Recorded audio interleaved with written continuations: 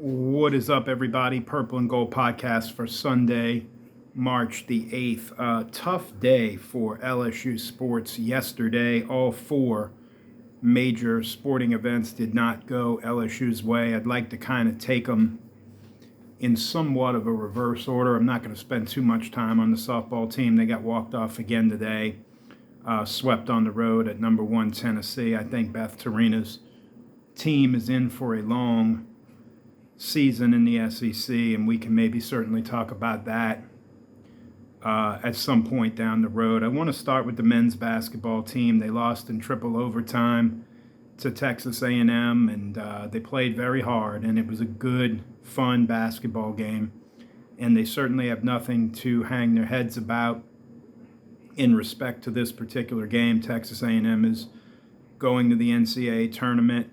LSU did officially finish 3-15. They are in last place in the SEC. They are the number 16 seed. They will play 9th seeded Kentucky, 11:30 on Wednesday morning at the Bridgestone Arena in Nashville. And I fully expect LSU's season will come to an end on Wednesday afternoon. Matt McMahon was asked about his job security after the game, and he was, blunt in his assessment that they haven't done enough and they haven't won enough. He would love to have a fifth season, but he certainly understands, where his record is, what the situation is, and if the administration chooses not to give him said fifth season, he understands that. We've talked a little bit about this, right? It would be upwards of 10 or 11 million bucks to buy out the basketball staff, Matt McMahon and his staff. You're going to have to pay another coach in excess of 10 million bucks. And then you've got to give this new coach some resources to go out and potentially have a winning roster. Is there an appetite to do that? We don't know. I will maintain that I think LSU will stand pat until NC State's season is done, whenever that might be, right? Now, if NC State made a run to like the second weekend of the NCAA tournament, at that point you're probably just keeping Matt McMahon because I don't see Will Wade walking away from that. But in any event, I think Will Wade is probably the only known commodity that would cause LSU to make a move on Matt McMahon right now. Otherwise, I think Matt McMahon will get a fifth season. I would expect an extreme amount of apathy next season, and I would expect him to be on borrowed time at that point because I'm just not sure he can turn this around as much as we all want him to. The women's basketball team dropped a very tough decision, 83-77 to South Carolina. They are firmly on the 2 line. In Charlie Cream's bracketology from late last night, they are opposite UCLA, which is a good spot, I think, for LSU to be in. You really don't want to be opposite Texas, South Carolina, or UConn. You certainly don't want to be opposite UConn if you can avoid it. It was a difficult game. LSU had the lead, then South Carolina had the lead. LSU had some chances, as they usually do when they play this team, and they just didn't make enough plays down the stretch, and South Carolina did. And, there's a lot of talk that Kim Mulkey got out-coached, and, there was some antics on the sidelines where it seemed like maybe some players were beefing with each other or possibly with the coaching staff. I think that's all overblown. I think, and the players all said this after the game. I think they were all good. I think some of that stuff is just animated and it's just emotion.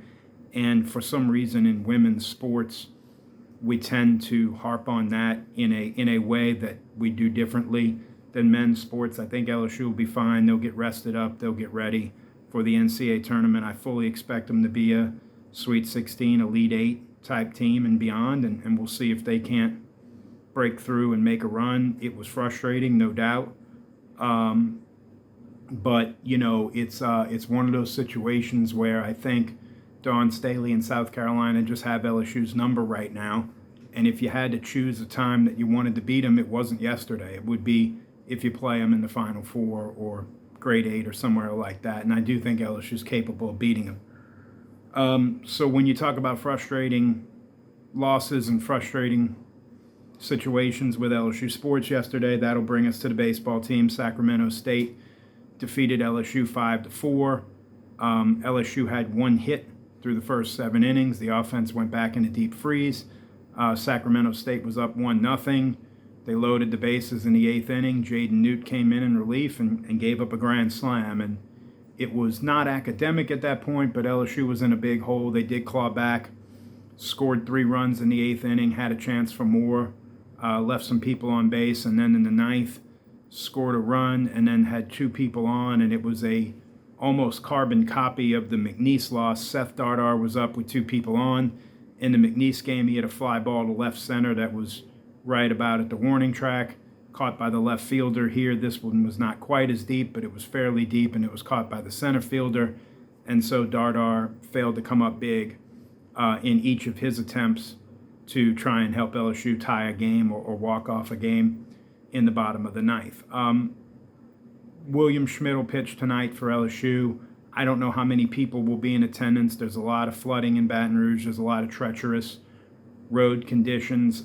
We're going to talk more this week in depth about where I think this team is. I do think it's fair through 16 games. After tonight, it'll be 17 games to ask some questions, right? LSU's 3-3 in their last 6 games. 4 losses in the non-conference so far. Going into SEC play is more than what they've had recently. And so I do think it's fair to ask some questions about where this team is. Now, look, if you're a person who follows this at all and you go on message boards or you go on Twitter, I'm just going to encourage you to flush most of what you would read and see there, right? I've already seen stuff about, Jay can't coach. I've already seen stuff about they went bargain basement in the transfer portal. You're going to see all kinds of crazy stuff. LSU had a lot coming back.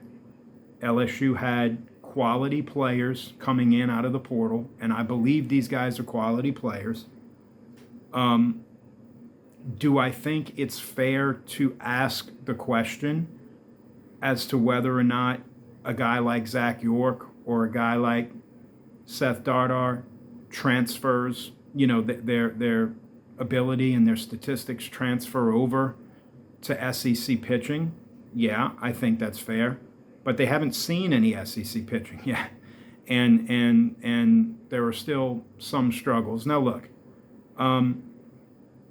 I will always tell you that I think baseball is a marathon and it's not a sprint, and it's a 56-game grind, and certainly you would like to be playing better in May and June than you are in February and March. The problem that I think this presents is one of the things we talked about in the preseason, which is LSU in the modern era of the NCAA baseball tournament, so since they went to this format in 1999 with the Super Regional, has never advanced to Omaha going on the road.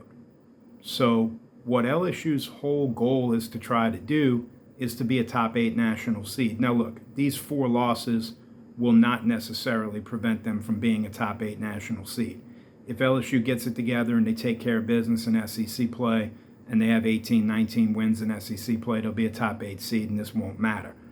But if it's close and LSU goes 16-14 in the SEC or something akin to that, and maybe you wind up in the 10, 11, 12 spot instead of the 7 or 8 spot, you may look back on some of these games and point to these losses and wish you had them back.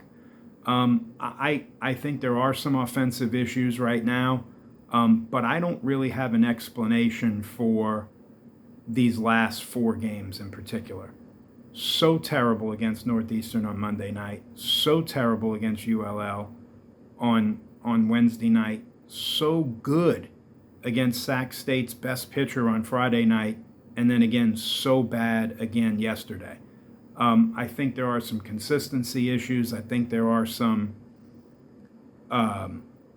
just ability to take some better at bats and I think Jay's still searching for the right lineup and the right pieces. What I want to talk about next is not meant to be an excuse. It's not meant to sweep any of LSU's losses under the rug.